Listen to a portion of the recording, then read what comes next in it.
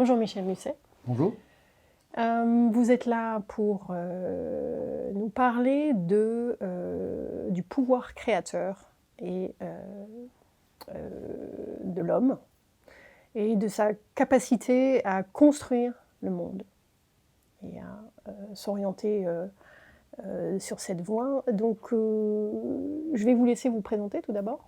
Alors, je m'appelle Michel Musset, je travaille dans une entreprise de conseil pour les dirigeants. Et je n'ai pas plus autorité que qui que ce soit d'autre à parler de la révélation d'Arès, sinon que je suis moi-même pèlerin d'Arès depuis une quarantaine d'années et que j'ai donc eu l'occasion de travailler dans ce livre, d'y réfléchir, et voilà. Alors je crois qu'au départ, pour être tout à fait clair, la révélation d'Arès rassemble deux messages qui ont été donnés surnaturellement à celui qu'on appelle Frère Michel maintenant, et qui est Michel Pottet, dans les années 1974 et 1977. Et je crois que c'est la moindre des choses de rendre hommage à cet homme qui s'appelle donc Michel Pottet et qui... c'est grâce à lui que nous sommes là aujourd'hui, et c'est grâce à lui que ce message est arrivé jusqu'à nous. Il m'a semblé important, en considérant que ce message est surnaturel et est acquis pour nous, de sensibiliser les lecteurs sur une dimension tout à fait particulière de ces messages, c'est l'avenir. Et finalement, quand Jésus parle à Michel Pottet en 1974, et quand le Créateur, Dieu lui-même, lui parle et lui délivre 5 fois ce message en 1977, il va évoquer essentiellement l'avenir de l'homme, l'avenir de l'humanité. Donc je me contenterai et je ramasserai mon sujet essentiellement sur ce point de vue-là, parce qu'évidemment, on se doute bien que deux messages surnaturels comme ceci peuvent conduire à se poser de multiples questions, et il faut savoir un peu ramasser ce sujet. Je me mets moi-même en garde en évoquant ce sujet-là, parce que Dieu, dans la révélation d'Arès, nous dit « Tu ne dépasseras pas ma parole », parce que personne ne peut aller au-delà de ce qu'il comprend, de ce qu'il ne comprend pas, plus exactement. Deuxième point important, c'est que je vais essayer aussi de garder ma mesure, c'est-à-dire d'être mesuré dans mes propos, ne serait-ce que parce que moi-même, je ne me considère absolument pas comme étant le mieux placé pour évoquer ce dont je vais parler aujourd'hui, mais au moins, je dirais que je vais tenter, je vais essayer. Ensuite, le frère Michel lui-même nous met toujours en garde contre cette volonté de tout savoir, de tout connaître, qui est absolument impossible. Face à un message d'une telle ampleur, face, je dirais même, à frère Michel, qui est par conséquent un prophète, puisque le Créateur l'appelle juste prophète, il ne saurait être question d'apparaître devant une caméra en disant « voilà, j'ai compris, je sais », et voilà. Par contre, ce qui est très important, c'est que ce message, donné donc en 74 et 77, ouvre un avenir considérable pour l'humanité. Et il est de notre devoir à nous tous, pèlerins d'Arès, puisque les pèlerins d'Arès sont les hommes et les femmes qui se sont ouverts à ces messages à partir de 1974, à la suite de Michel Pottet, et ils témoignent de quelque chose qui est fondamental, c'est-à-dire du changement de l'homme. Parce qu'en définitive, l'avenir de l'humanité ne peut passer que par la recréation de l'homme, et on en parlera, si vous le voulez bien, un peu plus tard. Alors, la révélation d'Arès réarme la volonté de l'homme à s'inscrire justement dans ce changement. Donc, est-ce que vous pouvez développer cela ? Alors, la révélation d'Arès, c'est la preuve par A plus B qu'il existe une vie. Quand le frère Michel parle de vie, c'est de joie, d'enthousiasme, de couleur, de liberté, d'amour, de cette foisonnance qu'appelle la vie. Donc, on va essayer d'aborder les choses d'une manière extrêmement simple, le plus simplement possible. Finalement, autour de nous, on s'aperçoit que un certain nombre, je dirais, de religions, les religions les plus connues, qu'il s'agisse, je dirais, du christianisme, qu'il s'agisse de l'islam, qu'il s'agisse de tout de même les religions asiatiques, on s'aperçoit que finalement l'homme n'est pas heureux. D'accord ?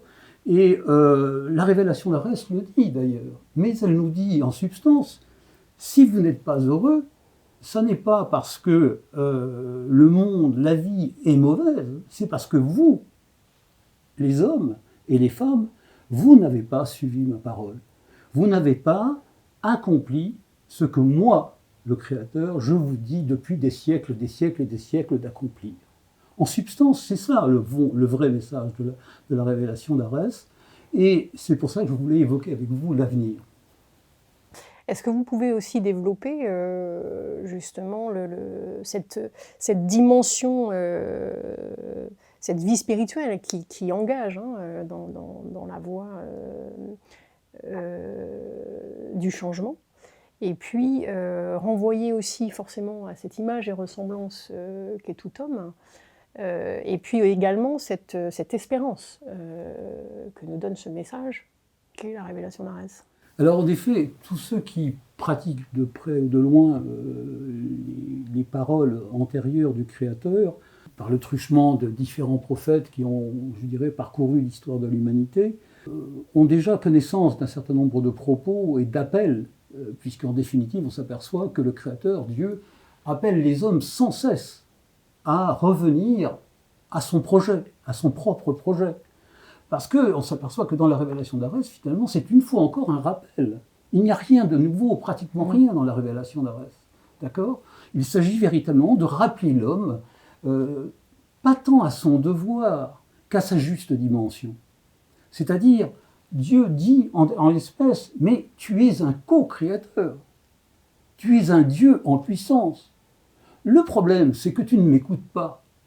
Tu n'as pas fait, depuis des siècles et des siècles, ce que je t'ai demandé et à quoi je t'ai invité. Parce que Dieu ne donne jamais d'ordre.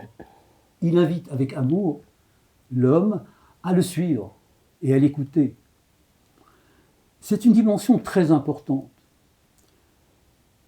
Cette image et ressemblance qu'on trouve, si ma mémoire est bonne, dès la Genèse, et je crois au chapitre 1, et il le créa à son image et à sa ressemblance. Alors, quand on se fait une idée à peu près, je dirais à peu près, parce que pour nous c'est impossible, du Créateur et de sa demande et de son, je dirais, de son invitation à le rejoindre, on se dit, mais quelle image, quelle ressemblance, de quoi veut-il vraiment parler? Et c'est là que justement aboutit la notion de vie spirituelle. Parce que vivre spirituellement, ça n'est ni plus ni moins que vivre avec Dieu au fond de soi. C'est-à-dire, c'est aimer son prochain, déjà, vous vous souvenez des deux premiers commandements, tu aimeras le Seigneur ton Dieu de tout ton cœur, de toute ton âme, de toute ta force, et tu aimeras ton prochain comme toi-même. Mais Frère Michel nous apprend qu'aussi il y a d'autres, je dirais, d'autres attitudes à avoir, peut-être plus, je dirais, plus simples. Le pardon, la créativité, ne pas juger, avoir une vie, comment dirais-je, d'amour, avoir une vie de paix.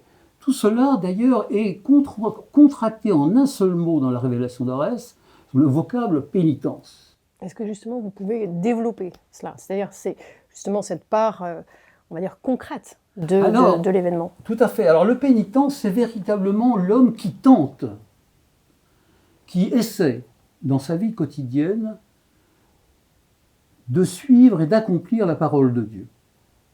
Donc c'est un homme qui tente et qui essaie, dans son quotidien, d'aimer tous les hommes, de faire la paix avec eux, de pardonner, d'avoir une vie la plus spirituelle possible dans sa douceur, dans son, comment dirais-je, dans son abord avec les autres, d'être avec le moins de préjugés possible. C'est cela, en fond, être pénitent.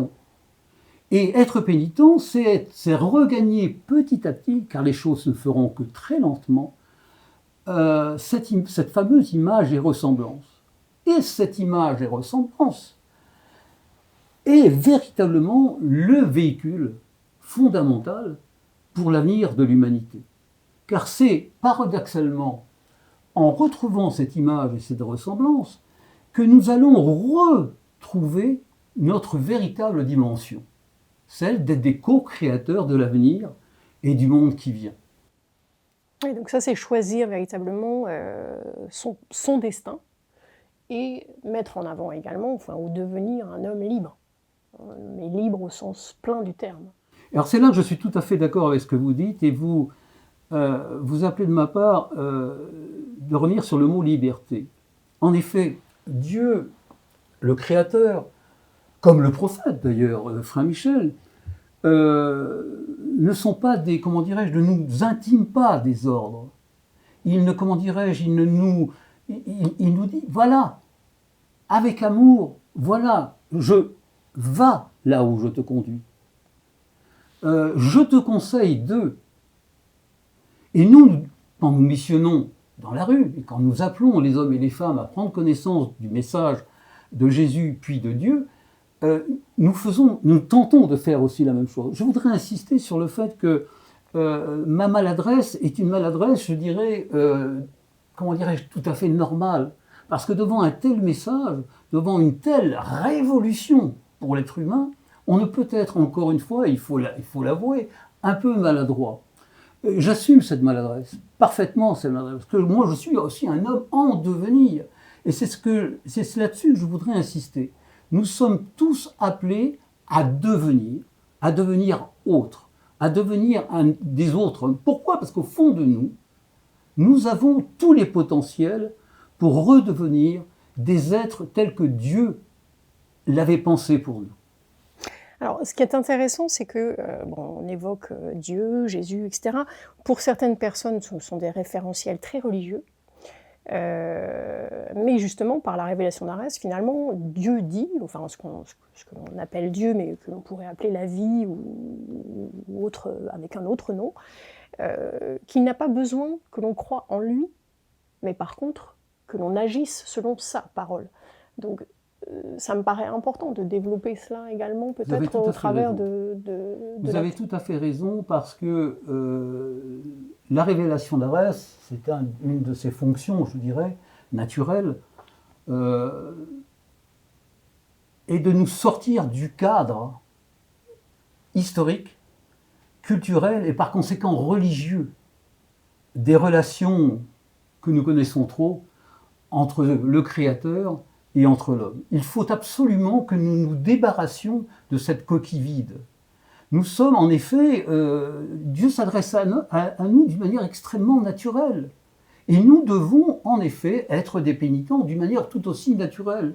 Et c'est pour ça que la liberté donc, que vous évoquiez tout à l'heure est fondamentale. C'est-à-dire que nous sommes en effet maîtres de notre sort, maîtres de notre pénitence, maîtres de notre liberté. Nous sommes libres.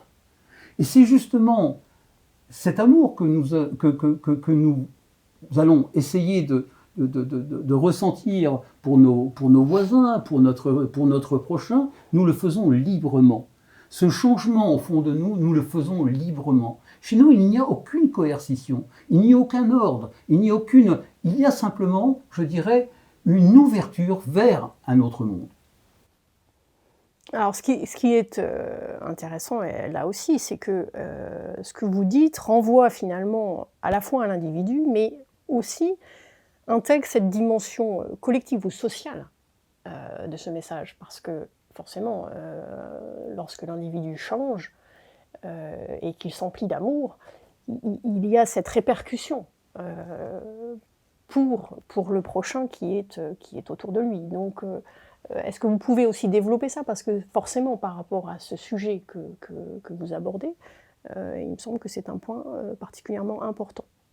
Quantité de penseurs, d'auteurs ont évoqué cette dimension altruiste de l'homme, en disant tout simplement que l'être humain ne pouvait pas devenir advenir à lui-même s'il ne prenait pas en compte cette dimension de l'autre. Lévinas dit très clairement que la vraie définition de l'homme, c'est l'autre. C'est à ce moment-là qu'il prend conscience de ce qu'il est lui-même. Et même en sociologie aujourd'hui, nous savons que ce qui construit le petit homme, l'enfant, c'est sa relation aux autres. Bon. Donc il n'est plus à démontrer l'importance qu'a l'homme social, en effet, que vous citez. Bon. Mais c'est justement à partir d'un homme changé qu'une nouvelle société est appelée de tous les vœux du Créateur.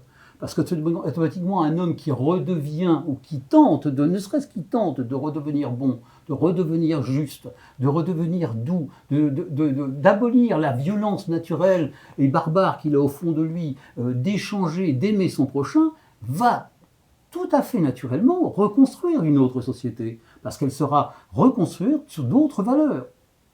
Et c'est à cela, précisément, que le Créateur nous appelle. Il le dit lui-même d'ailleurs, en vérité, comme Michel, c'est que le monde doit changer. Et c'est de cette manière-là que le monde change. En nous changeant nous-mêmes, nous nous recréons et nous créons un nouveau monde. Organisé sans doute indépendamment, enfin, sans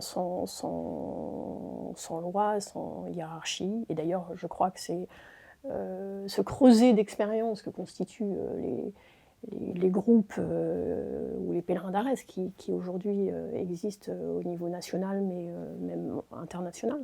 Donc c'est quelque chose qui fonde véritablement ce mouvement des pèlerins d'Arès. Nous ne savons pas exactement quel est le nombre exact ce qu'on appelle les pèlerins d'Arès. Donc encore une fois, des hommes et des femmes qui reconnaissent que les messages d'Arès sont d'origine spirituelle et qui reconnaissent en Frère Michel un prophète authentique. Pour l'instant, nous n'avons pas de chiffres et nous ne cherchons pas à avoir des chiffres. Et je crois que dans une récente conversation, vous m'aviez dit, mais nous avions évoqué aussi tous ceux qui partagent les idéaux, je dirais, de la révélation d'Arès ou des pèlerins d'Arès et qui pour autant ne sont pas des croyants, mais qui, au fond d'eux, reconnaissent que l'amour, la paix entre les hommes, le pardon seront des dynamiques fondamentales pour reconstruire un monde juste. Et au niveau pour revenir sur ce sujet donc de la dimension créatrice de l'homme, comment est-ce que ce message s'inscrit dans le temps ? Alors, vous le voyez déjà ici, moi, nous avons la révélation d'Arès depuis un certain temps, nous avons la chance d'avoir côtoyé le Frère Michel, d'avoir reçu son enseignement, de nous en être nourris, et nous avons la charge maintenant de transmettre, c'est la raison de cet entretien, de transmettre auprès de nous, je dirais, ces valeurs fondamentales. Nous partons à la découverte d'un vrai potentiel. La vraie démarche, c'est celle-là. Parce que dans la révélation d'Arès, le Créateur nous dit « mais tu es cet homme, et tu l'as oublié ». Redeviens par ton travail intérieur, par tes relations avec les autres, par, je dirais, ton espérance, parce que tu es d'abord une espérance, parce que pour moi tu l'es encore. Le retour, entre guillemets, de Dieu en 1977, c'est une espérance extraordinaire. Cela veut dire que nous n'avons pas été abandonnés, qu'il ait désigné un nouveau prophète au XXe siècle, nous montre qu'il ne nous a pas abandonnés, qu'il est toujours avec nous et fondamentalement qu'il nous aime. Par conséquent, nous ne pouvons pas rester, je dirais, sourds à ce qui s'est passé en 1974 ou 1977. Nous devons transmettre. Et c'est pour la raison pour laquelle, pour moi, l'avenir est si important. Parce que l'avenir dépendra aussi de nous. 40 années se sont passées depuis ces messages. En 40 années, des hommes et des femmes, à commencer par le Frère Michel, ont énormément travaillé en eux-mêmes et autour d'eux, même si ceci ne se voit pas tout de suite, parce que nous avons été beaucoup empêchés, parce qu'il est évident que ce message d'Arès gêne beaucoup, énormément. Mais nous devons poursuivre ce travail. Nous devons nous lancer avec enthousiasme, avec foi, aussi avec mesure, et aussi avec prudence, vers les autres générations qui viennent. Parce que la qualité des générations qui vont venir dépendra de notre engagement et de notre clarté.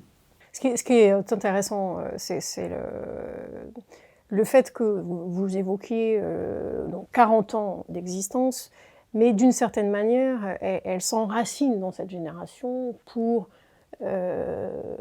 être contemporaine à chaque instant, donc forcément. Et c'est par cela qu'elle devient vivante en soi. Donc c'est un maillon d'une longue chaîne qui s'inscrit jusqu'à répondre à ce dessein. Voilà, donc ça c'est la finitude en fait des choses. Tout à fait. Et Dieu, dans la révélation d'Arès, le Créateur, il parle d'un jardin. On sent que cette parole est une parole qui est, je veux dire, humaine. Elle s'adresse de vivant à vivant. Et elle s'adresse de vivant à vivant pour recréer la vie, ou du moins pour s'insérer dans la vie. Quand nous parlons de foi, ce n'est pas tant la foi dans le Créateur, la foi telle qu'on peut l'imaginer dans la religion, que la foi en l'homme, que le Créateur a le premier, que Frère Michel a aussi en nous, et qui nous a communiqué.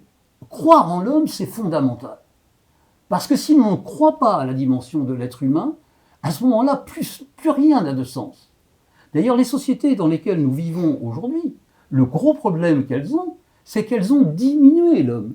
Elles ont, comment dirais-je, asservi l'homme, d'une part à une pensée, d'une part à un esprit religieux, et d'autre part à une forme, je dirais, de culture que les générations se transmettent. Il faut se libérer, totalement, je dirais, se mettre au niveau de la vie, au niveau du soleil qui brille quand vous ouvrez vos fenêtres le matin, au niveau des enfants. Souvenez-vous de Jésus déjà dans l'Évangile, qui dit « Laissez venir à moi les petits enfants ». Beaucoup de simplicité, beaucoup de modestie, beaucoup de, comment dirais-je, de réflexion, beaucoup de mesure. Nous ne savons pas, pour conclusion, c'est ce que je voudrais dire, nous ne savons pas vraiment où nous allons. Mais nous avons, comme dit le prophète Michel Potet, nous avons une direction de certitude. Nous savons que c'est la bonne direction. Nous sommes encore gourds, mais nous sommes profondément motivés. Nous savons que c'est la bonne direction, parce que c'est la direction de l'amour. C'est la direction, je dirais, du travail. C'est la direction, je dirais, de l'enthousiasme. C'est la direction du travail lent, patient, mais petit à petit, nous savons que des hommes et des femmes attendent ce message. Ils l'attendent véritablement jour après jour et génération après génération. Cette parole va féconder. Elle va apporter un mot que j'ai très peu prononcé, elle va féconder le bien. Parce que finalement, les civilisations qui vont venir seront, nous l'espérons, à partir de notre travail, et à partir, je dirais, de tous les appels de Dieu, la réinstallation du bien en nous et dans la société. Oui, c'est évident que de toute façon, ce message marque un tournant. Peut-être que vous pouvez nous présenter, je vois que vous avez le livre à côté de vous, et voilà, montrer quelle est cette dernière édition. Alors, ce livre a une histoire, puisque c'est la révélation d'Arès, et il y a plusieurs éditions, puisque le frère Michel, qui l'a édité lui-même au départ, n'a pas trouvé d'éditeur pour pouvoir en faire un livre. Il l'a donc édité lui-même, de ses propres mains, avec sa propre imprimerie.